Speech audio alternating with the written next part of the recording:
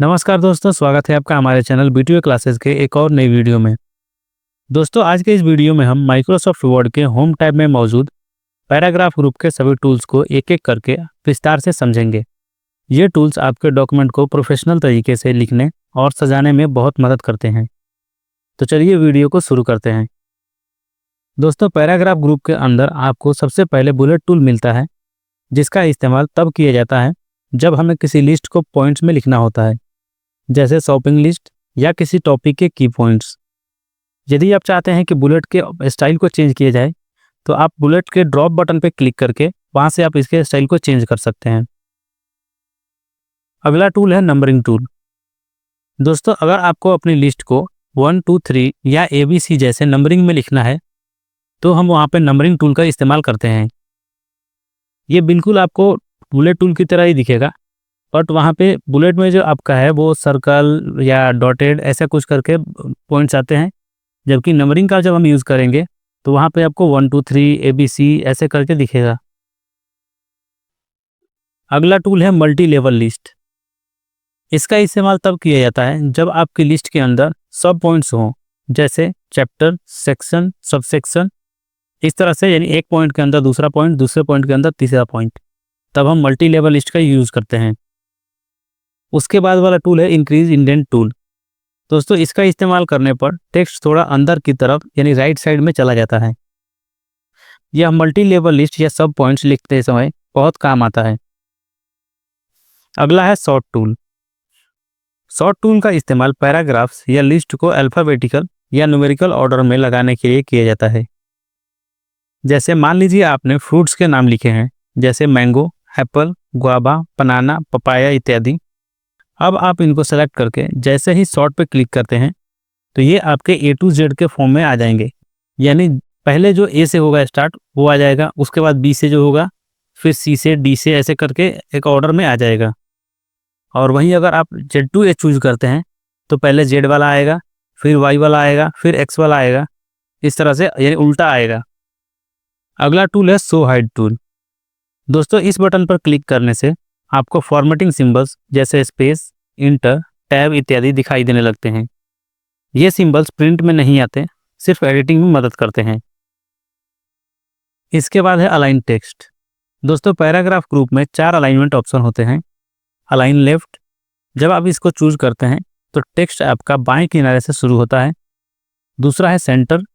इसको जब आप चूज करते हैं तो आपका टेक्स्ट पेज के सेंटर से शुरू होता है। तीसरा है अलाइन राइट। अलाइन राइट को जब आप चूज करते हैं तो आपका टेक्स्ट हमेशा दाएं से शुरू होता है। और चौथा है जस्टिफाई। जब आप जस्टिफाई को चूज करते हैं तो टेक्स्ट दोनों किनारों पर बराबर फैल जाता है, जिससे डॉक्यूमेंट प्रोफेशनल दिखाई देता है। अगला टूल है लाइन स्पेसिंग टूल। दोस्तों, लाइन स्पेसिंग टूल का मतलब है 2 लाइनों के बीच की दूरी कितनी होगी।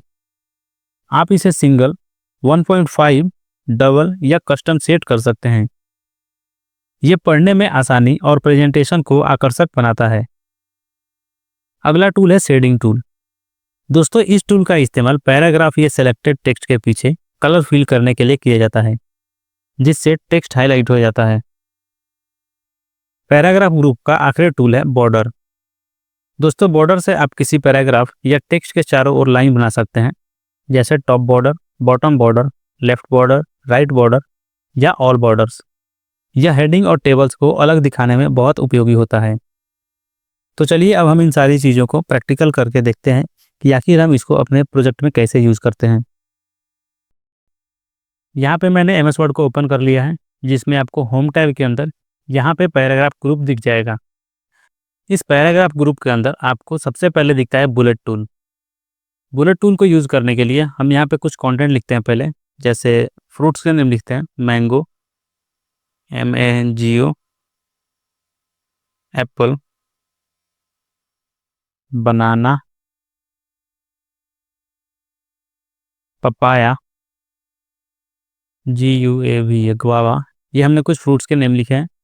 अब हम इसको क्या करेंगे, सेलेक्ट करेंगे। सेलेक्ट करने के बाद जैसे ही हम बुलेट पे क्लिक करेंगे तो आप देख सकते हैं इसके सामने ये डॉट डॉट आ गया है। इसी को हम बुलेट कहते हैं। अगर आप इसके स्टाइल को चेंज करना चाहते हैं तो आप यहाँ पे जाएंगे, ये जो ड्रॉप का बटन दिख रहा है, यहाँ पे जाकर क्लिक करेंगे तो यहाँ पे आपके बुलेट्स के कई सारे स्टाइल्स दिख जाएंगे। जैसे अगर हम इसको रखना चाहते हैं तो इस पे जाके लेफ़्ट क्लिक करेंगे तो आप देख सकते हैं ये अप्लाई हो गया है। अगर हमें फिर से चेंज करना है तो फिर से वहीं पे जाएँगे और यहाँ से आप जो चाहें वो चेंज कर सकते हैं। उसके बाद है नंबरिंग। अगर हम इस बुलेट की जगह पे नंबरिंग चाहते हैं, ये 1 आए, 2 आए, 3 आए या ए, बी, सी करके आए, तब हम नंबरिंग को यूज़ करते हैं। फिर से हम सेलेक्ट करेंगे इसको, यहाँ पे नंबरिंग में जाएँगे, क्लिक करेंगे, तो आप देख सकते हैं यहाँ पे 1, 2, 3 करके आ गया है। अगर हम इसके स्टाइल को भी चेंज करना चाहते हैं, तो यहाँ पे ड्रॉप वाले बटन पे जाके क्लिक करेंगे और यहाँ से आपको जिसकी ज़रूरत हो उसको सेलेक्ट कर सकते हैं। तो आप देख सकते हैं ये स्मॉल में ए, बी, सी करके आ गया है। अगर आप फिर से चेंज करना चाहते हैं, यहाँ पे जाएँ और ये रोमन में कर सकते हैं इसको।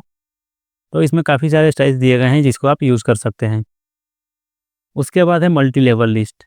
तो मल्टी लेवल लिस्ट को यूज़ करने के लिए हम यहाँ पे एक और एग्जांपल लेते हैं, इसको हटा दे रहे हैं। तो सबसे पहले हम लिखेंगे इनपुट डिवाइस इंटर करेंगे, यहाँ पे लिखेंगे आउटपुट डिवाइस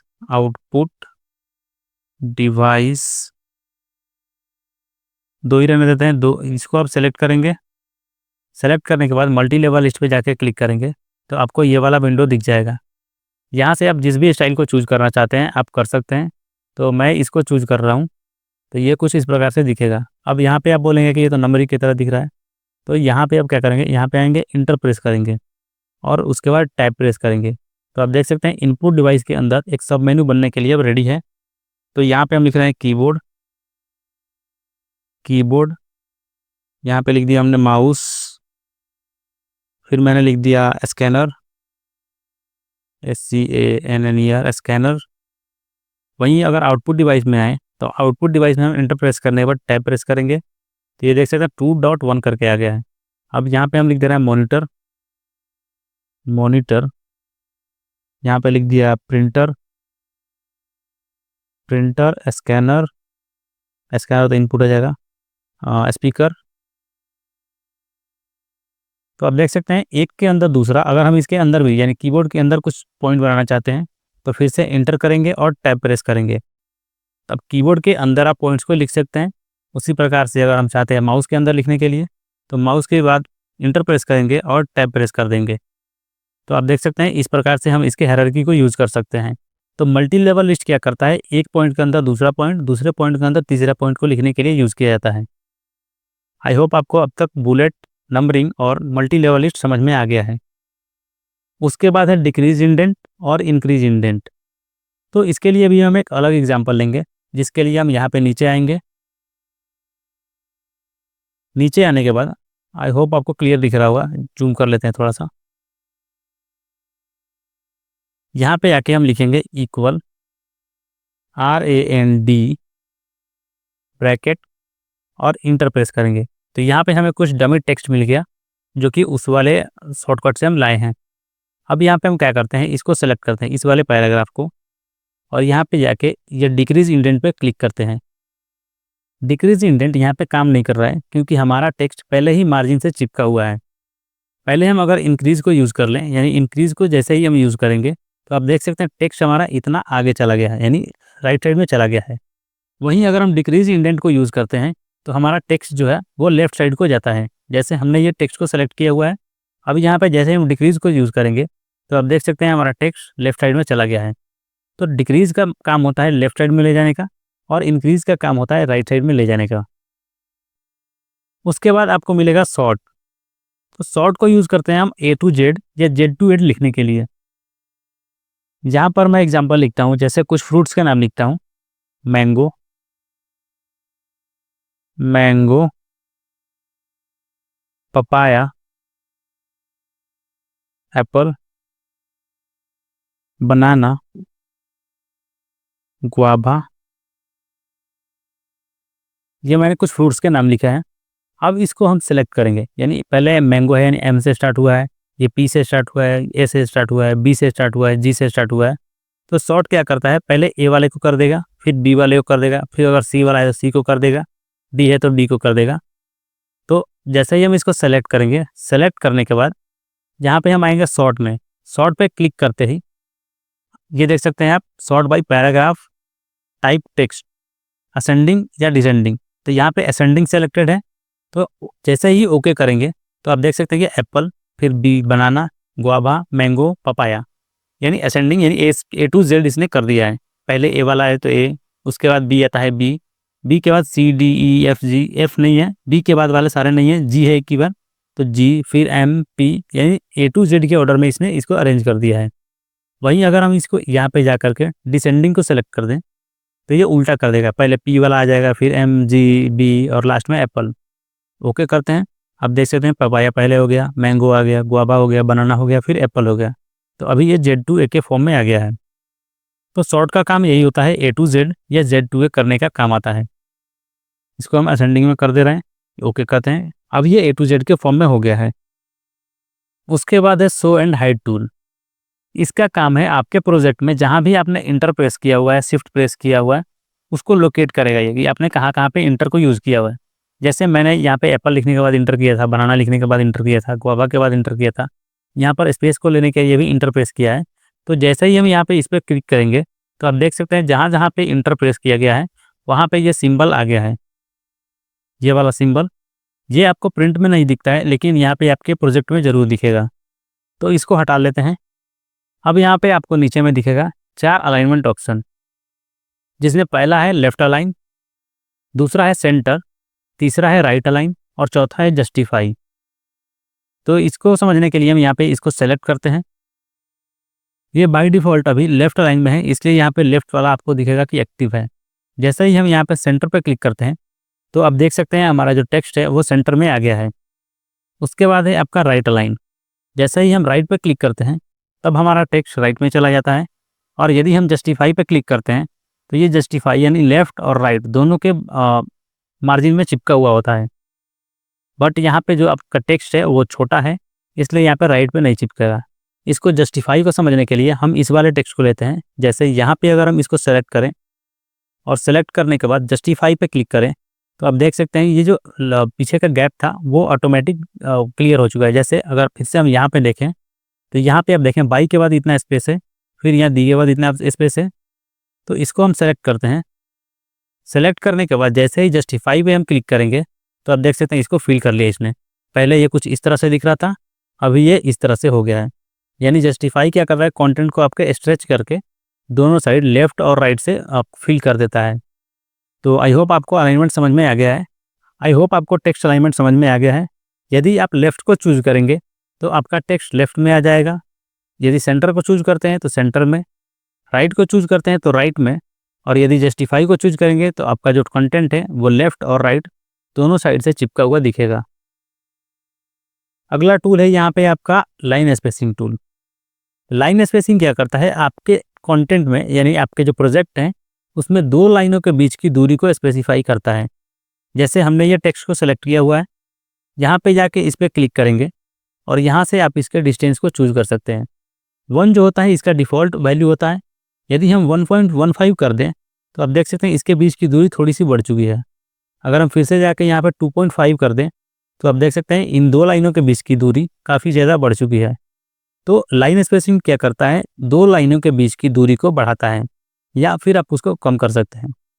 इसमें आपको एक ऑप्शन मिलेगा ऐड स्पेस बिफोर पैराग्राफ, यानी लाइन के बीच नहीं, ये पैराग्राफ के बीच की दूरी को बढ़ाता है।